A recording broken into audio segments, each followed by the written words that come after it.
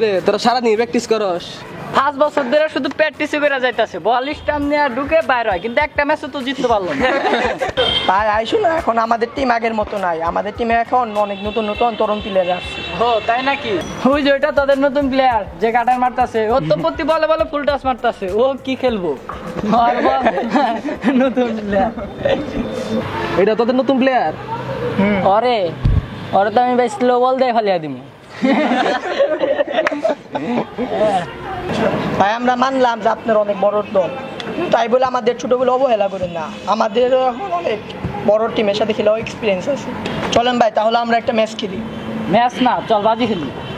না থাক, বাদি তোদের সাথে অনেক খেলা হয়েছে, চল তাহলে একটা কাপ দিয়া ম্যাচ খেলি আমরা। তাহলে কবে খেলবা ভাই?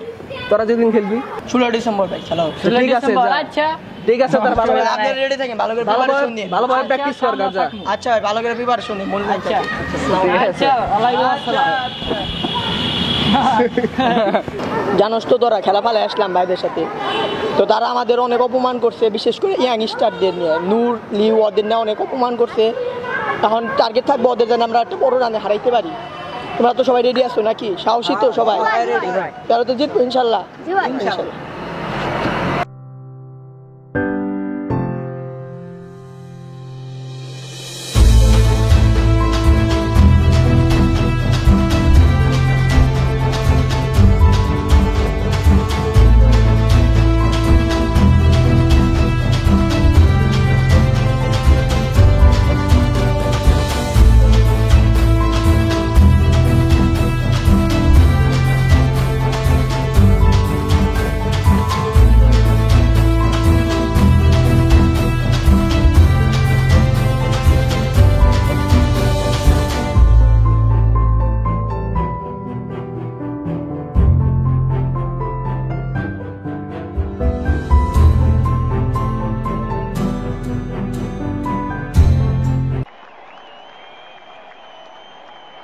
অবশেষে এসে গেল 16 ডিসেম্বর। আজকে সিনিয়র একাদশের সাথে জুনিয়র একাদশের একটি প্রীতি ম্যাচ অনুষ্ঠিত হতে যাচ্ছে।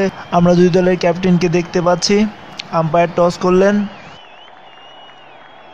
সিনিয়র একাদশ জয়লাভ করে ফিল্ডিং নেওয়ার সিদ্ধান্ত গ্রহণ করলো। সিনিয়র দলের খেলোয়াড়রা ফিল্ডিংয়ের জন্য প্রস্তুত। ব্যাট করতে আসছেন জুনিয়র দলের দুই ওপেনার। চলুন আমরা তাদের ব্যাটিং উপভোগ করি।